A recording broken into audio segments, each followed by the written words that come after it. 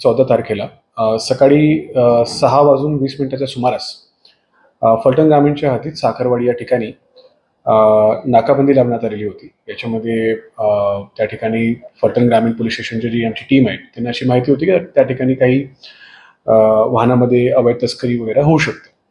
या अनुषंगाने जेव्हा नाकाबंदी सुरू होती त्यावेळेस एक स्विफ्ट वाहन जोराने त्या ठिकाणी आलं, त्याला थांबवण्याचा प्रयत्न करण्यात आला.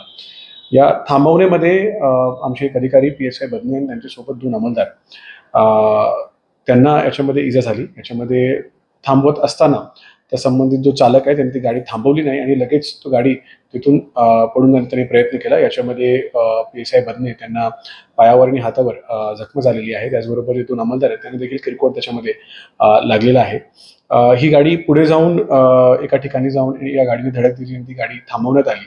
त्याच्यामध्ये एक आरोपी लगेच आमच्या टीमने पाठलाग करून त्याला पकडला आणि तो ताब्यात आला. तो सोलापूर माळशिरसचा राहणारा व्यक्ती आहे. हा जो व्यक्ती आहे रामू जाधव याचं नाव आहे.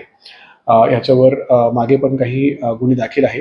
जेव्हा गाडीची झडती घेण्यात आली त्या झडतीमध्ये गाडीमध्ये गांजा सापडला. एक 10 किलोचा हा 10.74 किलोचा हा गांजा सापडला आणि हा सर्व जो गांजा आहे लगेच टीमचा पाचारण करून ताब्यात घेण्यात आला. हा संबंधित व्यक्तीवर गुन्हा दाखल करण्यात आलेला आहे.